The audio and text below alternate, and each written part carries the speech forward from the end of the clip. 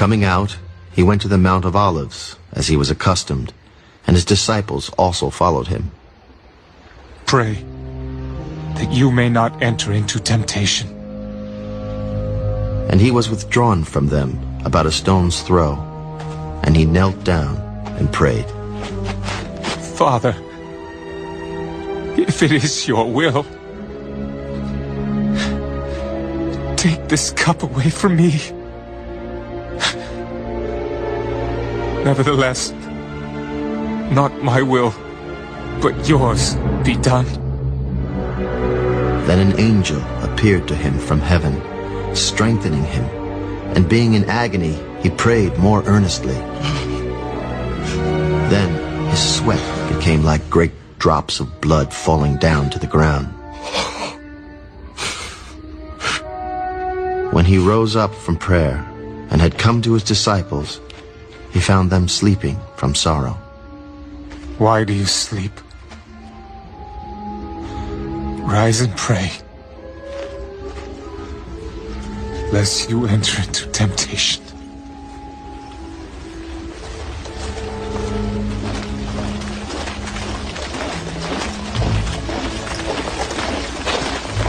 And while he was still speaking, behold, a multitude, and he who was called Judas, one of the 12, went before them and drew near to Jesus to kiss him.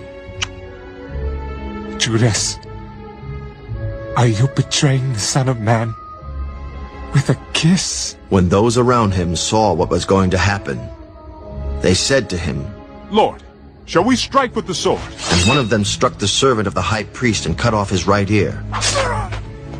But Jesus answered, Permit even this. And he touched his ear and healed him. Then Jesus said to the chief priests, captains of the temple, and the elders who had come to him, Have you come out as against a robber with swords and clubs? When I was with you daily in the temple, you did not try to seize me. But this is your hour, in the power of darkness.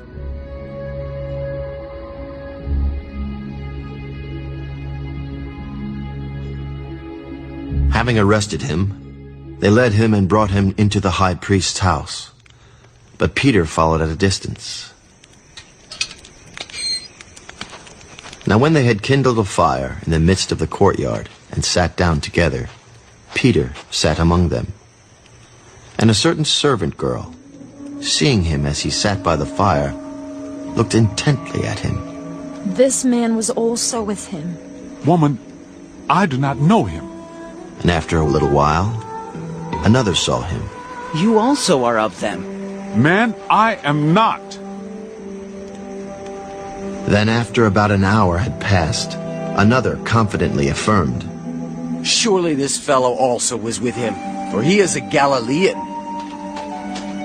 Man, I do not know what you are saying. Immediately, while he was still speaking, the rooster crowed. And the Lord turned and looked at Peter. Then Peter remembered the word of the Lord, how he had said to him, Before the rooster crows, you will deny me 3 times. So Peter went out and wept bitterly. Oh, no.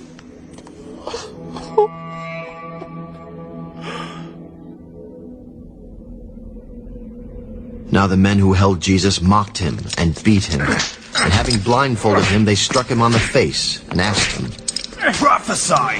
Who is the one who struck you? And many other things they blasphemously spoke against him.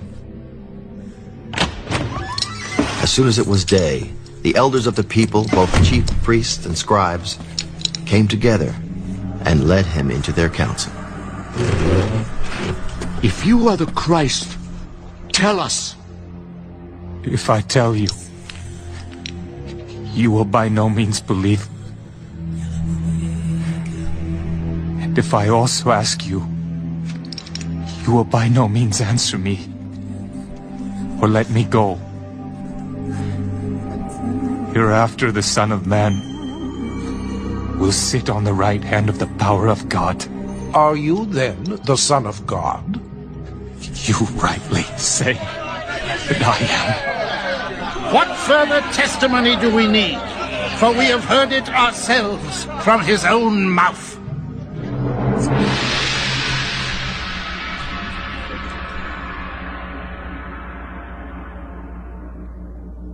John, chapter 13. Now before the feast of the Passover, when Jesus knew that his hour had come, that he should depart from this world to the Father, having loved his own who were in the world, he loved them to the end. And supper being ended, the devil having already put it into the heart of Judas Iscariot, Simon's son, to betray him, Jesus, knowing that the Father